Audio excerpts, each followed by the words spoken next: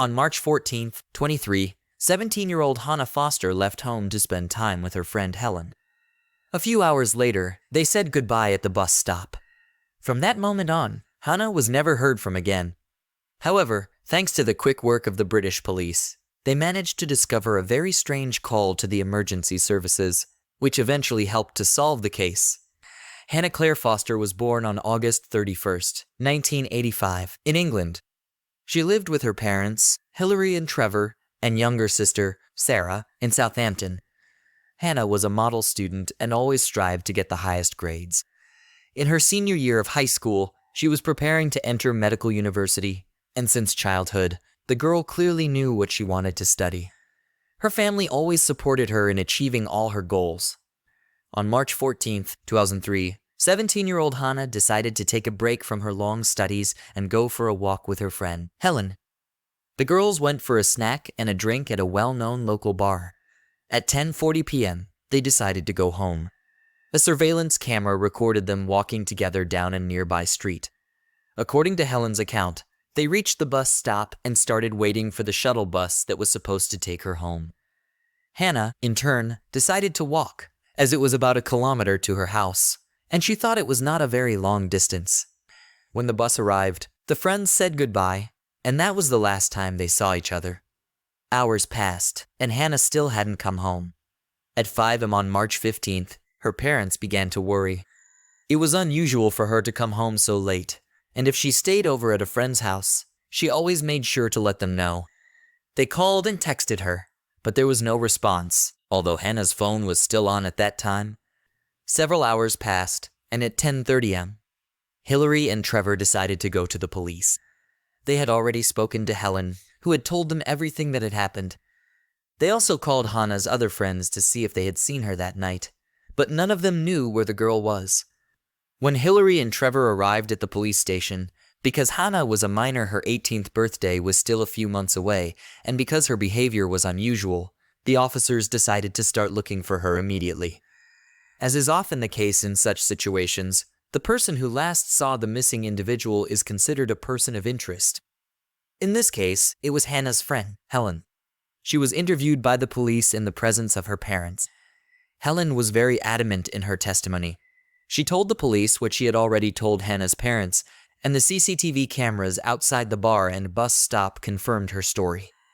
Helen had never told a single lie and was therefore no longer of interest to the investigation.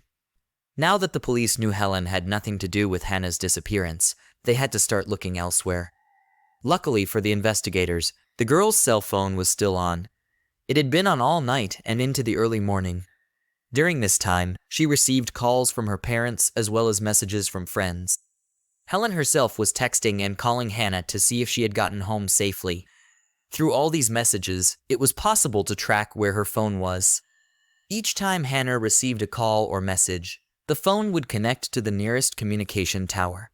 In this way, several points could be marked.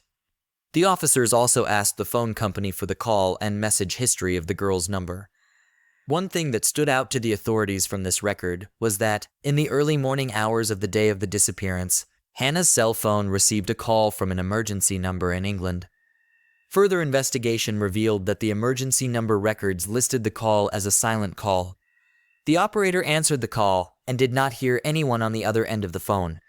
She told the caller that if help was needed, they should press any key on the phone, but none was dialed.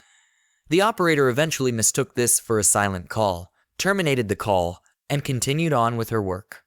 Several police technicians listened to the call, adjusting the volume to see if they could find anything, and indeed they did.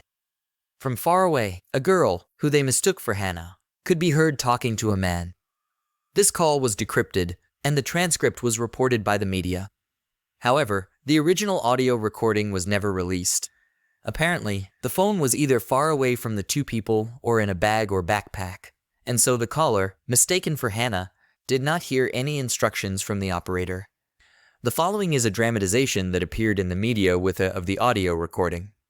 Man, you live in this country. Girl, yes. Man, English? Girl, yes, I'm English. Man, where are you from exactly? Girl, Farrington. My name is Sarah. From the movement of the phone, police assumed that Hannah was traveling by car in the early morning hours. From the voice and accent of the caller, they determined that he was an elderly South Asian male. Many possible suspects. Unfortunately for the investigation, Hannah's cell phone was still on when the call was discovered, and all reports were made. Thus, it was possible to determine the approximate location where she may have been. The phone was in Portsmouth, 30 kilometers from where Hannah was last seen. It took several hours to find the exact location. Eventually, the girl's phone was found at a waste collection point along with her handbag. By this time, the police feared the worst.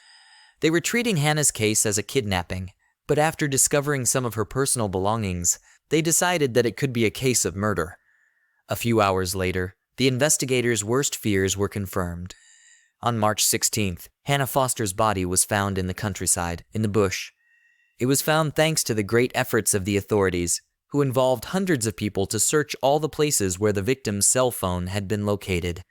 It should be noted that the body was several kilometers away from the recycling center where the cell phone and purse were found. Therefore, the assumption was made that the person who did this first got rid of Hannah's body and then proceeded to dispose of her belongings. Forensic examination of Hannah's body established that the cause of death was asphyxia as a result of strangulation. On her face and neck, there were scratches, indicating that she had fought for her life. Additionally, she had various hematomas on her head and legs. Forensics also found that she had been raped before the murder, and a DNA sample was taken from her body in the form of seminal fluid. The police entered the sample into their database of all registered offenders, but the search was inconclusive. The sample was therefore saved for later comparison with possible suspects. At that moment, it was clear to the investigators that they needed to find the person who had taken Hannah's life. But the job was difficult as they had no leads and no specific suspects. The investigation team decided that perhaps by reviewing the CCTV footage, they might be able to find something. They reviewed hundreds of hours of footage from all the cameras along the path of Hannah's phone and concluded that the girl had been abducted and transported to the location where she was found in a white van. This white van was visible in several CCTV images, repeatedly, and at all points where Hannah's phone had connected to the communication towers. It was announced in the media that a man between the ages of 35 and 40, from a South Asian country such as Pakistan, Bangladesh, India, Nepal, Afghanistan, or Bhutan, was wanted. The man was supposed to drive a white van and also be a person living in the area where the body was found. Since it was assumed that in order to take Hannah's belongings to the waste collection point, he would have to know the area. A few days after that, a suspect was found. He was Maninder Pal Singh Kohli, a native of India, a father of two, married to a woman from Southampton. He had lived in England for many years and drove a white van provided to him by the company for both work and personal use. The man worked for a delivery service, and his route was very similar to the points reported to police. His manager said that the day after Hannah disappeared, the man came to work very nervous and with a scratch on his face. It was his manager who reported him to the police. Kohli had no criminal record in either India or England. In both countries, he was a model citizen. The man was a very responsible father. His children's teachers said that he and his wife always attended all meetings and looked after the children. His neighbors also said they thought he was a very hard-working man who never caused trouble. Despite the fact that he had no criminal record and did not fit the profile of a man capable of raping and killing a girl, the police decided to investigate him. They were also able to obtain a search warrant from a judge for the van used by Kohli. They found the vehicle parked outside his workplace. It was very strange that the man had left the van at his place of work, as he usually took it home. An examination of the back of the vehicle revealed blood and seminal fluid that matched the sample found on Hannah's body. It belonged to the same person, and the blood found in the back of the van belonged to Hannah. This gave them a very strong reason to arrest Kohli and charge him with Hannah's murder. However, the suspect was nowhere to be found. The police went to Kohli's house to question his wife. She said that on the day Hannah's body was found, her husband bought a plane ticket to India and left England in a hurry. She did not know why he left. Kohli said goodbye to his children, kissed them, and told them that he would soon return. The suspect did not take much luggage with him. His wife said that he only took a few items of clothing. According to her, she was not aware that her husband was involved in the kidnapping and murder of the girl. She described him as a loving husband and father. Hannah Foster's case made headlines across the country. All of England was aware of the murder and the main suspect, who had fled to India.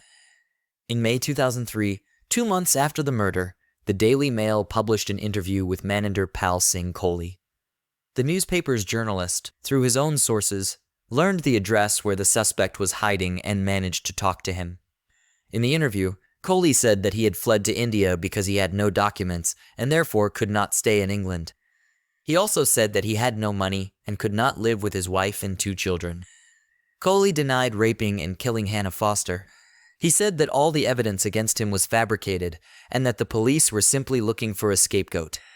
The man also said that he wanted to turn himself in to the British authorities, but that he did not trust the police, who had already destroyed his life and fabricated evidence against him. After the interview, the police were informed of Kohli's location, but by the time they arrived at the scene, the man had already left. Since the manhunt for Maninder Pal Singh Kohli had begun, the police received hundreds of reports from people who had seen him in different parts of India. Kohli was on the list of the most wanted criminals in England, and a reward was offered for his arrest. The police searched for him for 18 months, but it was difficult to find him as India is a large country with a huge population. It was also complicated by the fact that many people in the area where the suspect was hiding had no idea that he was a wanted man in England. However, on July 15, 2004, Kohli was apprehended by a young police officer in a small village near the Nepalese border. He was taken to Delhi, where he was held in custody pending extradition. It took the British authorities a long time to secure the suspect's extradition.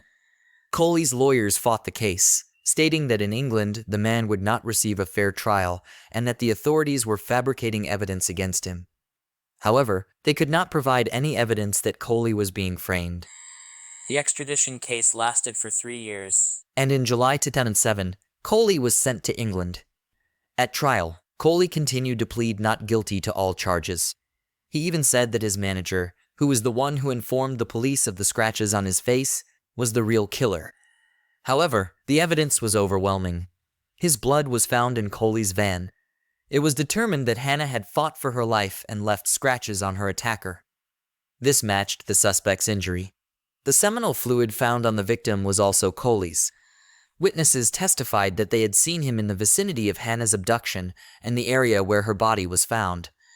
On November 2, 2007, Maninder Pal Singh Kohli was found guilty of kidnapping, rape, and murder. The man was sentenced to life in prison without the possibility of parole. Hannah's parents said they had hoped for this sentence, but were disappointed that Kohli had denied his guilt until the end, even though the evidence against him was overwhelming. Hannah's sister, Sarah, added that she hoped the man would die in prison. This case shows that no matter how well you know someone, you never really know what they're capable of. Maninder Pal Singh Kohli was an exemplary father and worker who committed a horrific crime. It is also a reminder that in such situations, the quick work of the police and the involvement of citizens can help bring the criminal to justice.